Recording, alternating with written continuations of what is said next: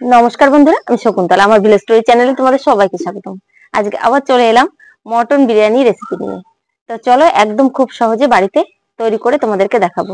এই মটন বিরিয়ানি যদি একবার বাড়িতে তৈরি করে খাও, তবে আর কিন্তু রেস্টুরেন্ট থেকে কিনে খেতে ইচ্ছা করবে না। তো চলো শুরু করা যাক।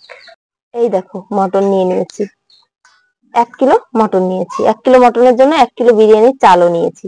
তো চালটাকে এই যে আগে থেকে ভিজিয়ে রেখে দিয়েছি। মাংসটাকে ম্যারিনেট করে নেব। তার জন্য মাংসের মধ্যে দেবো লবণ, হলুদ গুঁড়ো, কালারটা ভালোর জন্য একটু কাশ্মীরি লঙ্কা গুঁড়ো, কাঁচা সর্ষের তেল। এখানে তোমরা দই থাকলে অবশ্যই টক দই ব্যবহার করতে পারো। তো মাংসটাকে ভালো করে মাখিয়ে নিই। কালারটা দেখো কতটা মিষ্টি কালার দাঁড়ালো। আর এইভাবে চাপা দিয়ে রেখে দিই আধ ঘন্টা থেকে 1 ঘন্টা মতো। তো আজকের বিরিয়ানিটা একদম ঝরঝরে বিরিয়ানি তৈরি করব। চলো উনুনটাকে জ্বালিয়ে নিই, বিরিয়ানির আলুটাকে ভেজে নিই। কড়াইয়ে তেল দেব, আলুগুলো দিয়ে দেবো।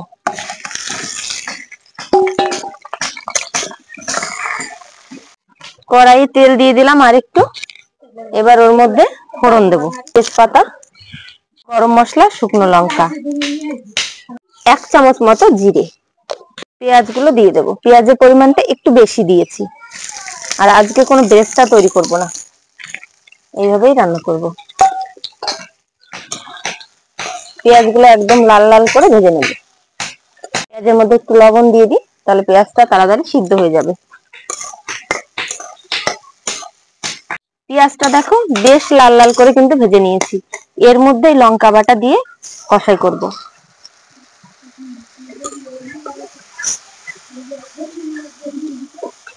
একটু দেবো হলুদ গুঁড়ো, কালারটা সুন্দর হয়।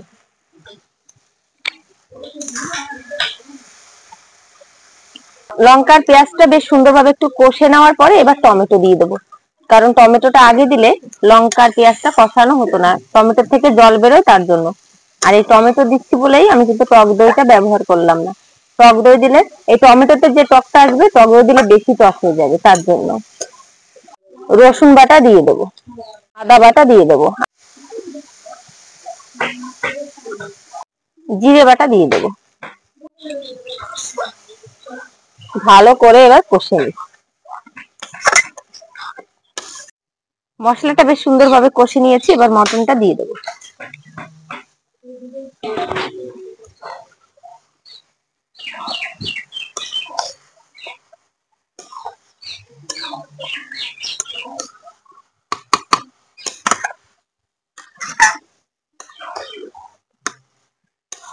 সুন্দর একটা কালার এসেছে, দেখো আরো সুন্দর হবে কষাই করতে করতে।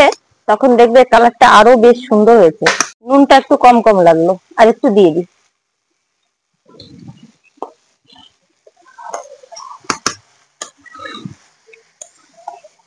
পরিমাণ মতো জল দিয়ে দেবো। বেশ সুন্দরভাবে কিন্তু কষে নিয়েছি। এখানে নিয়েছি জয়িত্রী গুঁড়ো, একটু দিয়ে দেবো। গরম মশলা গুঁড়ো, বিরিয়ানি মশলা দিয়ে দেবো একটু।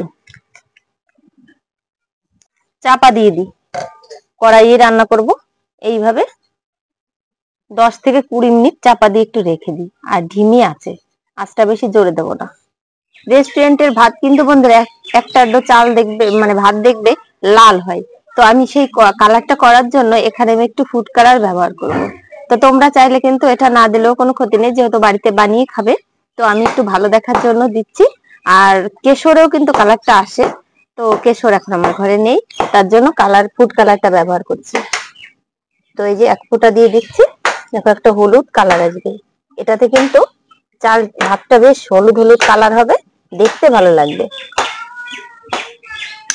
মটনের ঝোল একদম রেডি করে নিয়েছি, নামিয়ে নিচ্ছি। একটু গ্রেভিটা বেশি রেখেছি। মাংসটা নামিয়ে নিয়েছি। এবারে উনানে দেখো জল বসিয়ে দিয়েছি বিরিয়ানির ভাতটাকে রান্না করার জন্য। জলটা ফুটে উঠবে, তারপরে চালটা দেব। কিছু মশলাপাতি দেবো জলের মধ্যে। এই দেখো জয়িত্রী, আর দারচিনির টুকরো, আর স্টার, ছোট এলাচ, লবঙ্গ। 1 চামচ রসুন বাটা, 1 চামচ আদা বাটা, স্বাদ মতো চিনি, স্বাদ মতো লবণ, 2 থেকে 3 ফোঁটা মিঠা আতর দিয়ে দেবো, 3 থেকে 4 চামচ সাদা তেল। এই তেলটা দেওয়ার কারণে কিন্তু ভাত একটার গায়ে একটা লেগে যাবে না, ভাতটা বেশ ঝুরঝুরে হবে। জয়িত্রের গুঁড়ো দিয়ে দেবো একটু। সবকিছু দেওয়া কমপ্লিট। তো এই যে যত কিছু দিলাম, এতে ভাতের মানে গন্ধটা যে এত সুন্দর আসে কি বলবো, মানে ঢাকনা খুলতেই পাগল হয়ে যেতে হয় বিরিয়ানির সেন্টে, ম ম করে একদম। তো চলো এখন জলটা জাল উঠুক, তারপরে চালটা দেবো। জলটা দেখো ফুটে উঠেছে, এবারে চালটাকে দিয়ে দেবো।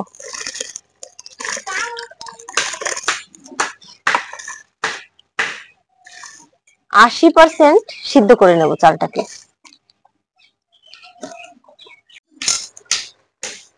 ভাতটাকে 80% দেখো বন্ধুরা ফুটিয়ে নিয়েছি, এই যে দেখো। এবারে নামিয়ে নেব ভাতটাকে, দেখো নামিয়ে নিয়েছি, মাঠটাকে ঝরিয়ে নিলাম। এইবারে কলা পাতায় বিছিয়ে দিই, তাহলে দলা পাকবে না ভাতটা। অল্প কিছু ভাত সাইডে রেখে দিই, এটা আমি কালার করব। এই পাত্রটাতে দমে বসাবো, তো এর মধ্যে একটু ঘি দিয়ে দিই। ঘি দিলে পরে আর ভাতগুলো লেগে যাওয়ার চান্স থাকে না। একটু ছড়িয়ে দিই চারিদিক দিয়ে। এই ভাতগুলো একটু কালার করে নেব।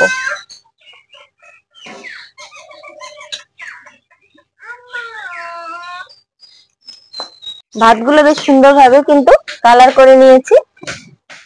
এইভাবে অল্প কিছু ভাত কালার করে নিলে সুবিধা হয়। নিচে কিছু মটর আর একটু গ্রেভি দিয়ে দেবো। 1 লেয়ার ভাত দিয়ে দেবো। এবার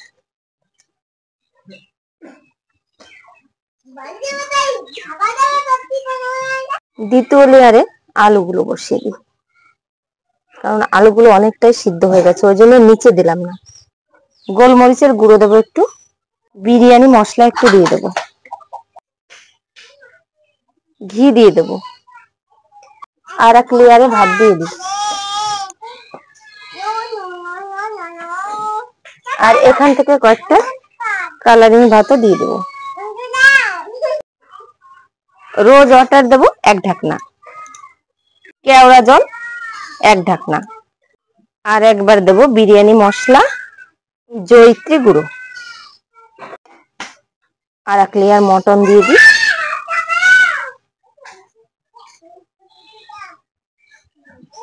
মিঠা আতর দেবো 2-1 ফোঁটা উপরে।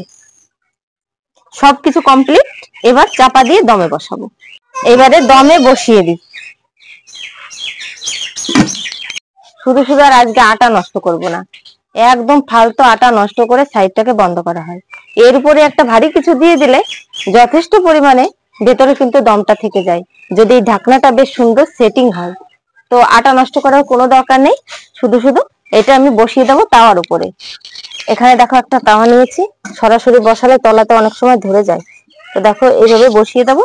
আমি একটু 2 মিনিট মতো একটু জাল দিয়ে তাওয়াটা একটু হিট করে নিই, তারপরে একদম বন্ধ করে দিয়ে দমে রেখে দেবো 20 মিনিট। তারপরে তোমাদের সঙ্গে দেখা হচ্ছে। 20 মিনিট চাপা দিয়ে রেখে দিয়েছিলাম, এবারে নামিয়ে নিই। একটা নোড়া চাপা দিয়ে দিয়েছি। আর দেখো ভাতটা এখন কি সুন্দর গা মেলেছে, পুরো কি সুন্দর বাসনা বেরিয়েছে। দেখো একদম ঝুরঝুরে বিরিয়ানি। তোজো, ঈশানী, এই যে গ্রেভিটা আলাদা করে এই যে রেখে দিয়েছিলাম, সবারই লাগবে মোটামুটি একটু করে গ্রেভি।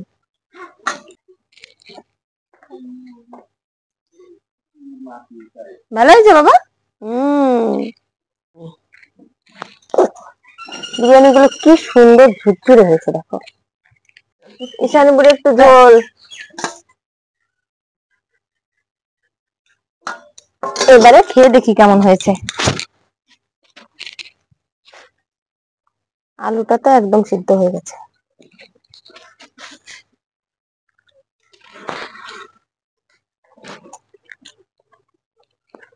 দারুন। মটনটাও দারুণ গলেছে, কিন্তু গরম জন্য আমি ছিঁড়ে দেখাতে পারছি না। এই দেখো একদম সিদ্ধ হয়ে গেছে, খুব সুন্দর সিদ্ধ হয়েছে মাংসটা।